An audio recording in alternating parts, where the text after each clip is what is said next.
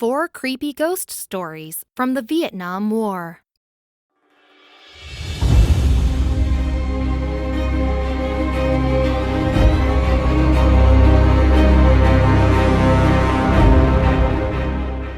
In spring 1993, a Vietnamese farmer was on his way to work his rice paddy when he passed his wife and children on the road.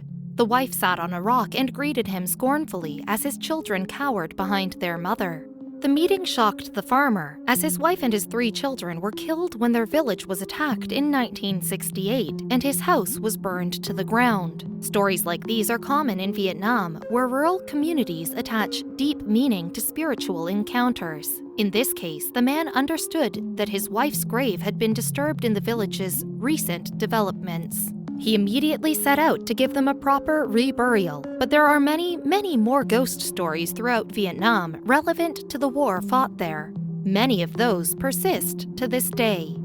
The buildings at 727 Tran Hung Dao in Ho Chi Minh City, also known as Saigon, was a building that housed American service members for much of the Vietnam War, but its construction was plagued by accidents from the get-go, some of which killed the workers building it. Many blamed it on the number of floors the building had, 13, which was considered unlucky.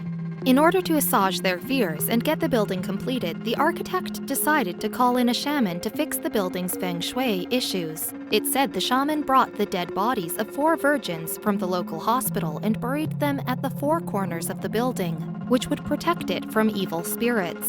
To this day, residents hear screams of horror in the middle of the night, the sound of military parade on the march throughout the building, and the apparition of a spectral American GI walking, holding hands with his Vietnamese girlfriend. On Reddit, a terminally ill Vietnam veteran recounted the story of his time in Vietnam that he was going to take to his grave, but he opted to put it on no sleep instead. For the uninitiated, Army tunnel rats were troops who would crawl into NVA and Viet Cong tunnels to eradicate the troops that hid there below the surface. It was one of the war's most dangerous jobs, crawling around in the dark, avoiding booby traps and trying to kill before they killed you. This tunnel rat was crawling into the deepest tunnel he'd ever been in, along with his partner. When they finally arrived in the main room, they were astonished that no booby traps were set and an oil lamp was still lit. The only thing they found was a tarp, but when they moved the tarp, it revealed a set of stone stairs, moving deeper underground. The stairs were odd, but definitely not built by the VC. They looked centuries old. The 2 men cautiously climbed down the stairs, guns drawn, when they came upon another tarp. Cautiously, the rats moved the tarp with their pistols and fixed their flashlights on 10 or so Vietnamese people, dressed as VC, but with blank faces looking into space, bodies rocking back and forth, eyes a solid color. The men waved their flashlights and weapons in their faces, but nothing stopped their rocking motion. Their now rusted weapons were in a pile in the corner. At the head of the room was a golden icon of a naked woman, except the lower half of her body featured 8 tentacles instead of human legs. The men were tempted to touch the icon, but instead decided to rig the entrance with C4 and bail as fast as possible. As they were leaving, a woman's voice called out to them. On a Notre Dame alumni website, Allen remarks about his chance encounter with a guy he had known since grade school. He was working a construction job in 1967 and was on his way home after work one night. He was coming around the corner when he walked by an old funeral parlor. He noticed the man was his old friend Jerry, a guy he hadn't seen in 2 years. The construction worker was tired and not really in the mood to rehash old times, so he put his hat down and walked by his old friend unnoticed.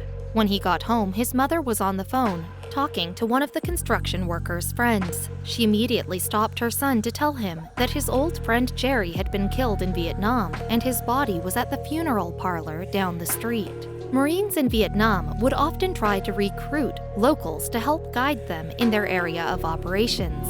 In some areas, however, the locals were fearful of going into the densest, darkest parts of the jungle. The reason, they found, was the local superstition that phantoms called Ma occupied the trees there. Montagnards warned the U.S. troops that reanimated corpses waited for them in the trees. The Marines, of course, shrugged the stories off as folklore. Starting in 1965, it became very real. American troops in the jungles of Vietnam reported ghostly figures moving supernaturally through the trees.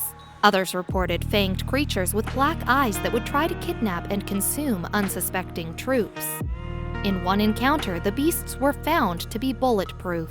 It didn't matter what time of day it was, the corpses lived by both day and night, since the triple canopy jungle kept the sunlight from hitting them. The military's top brass decided to get rid of it. That's the real reason the military developed Agent Orange and napalm. The Marines would then roll in with flamethrowers to finish the job.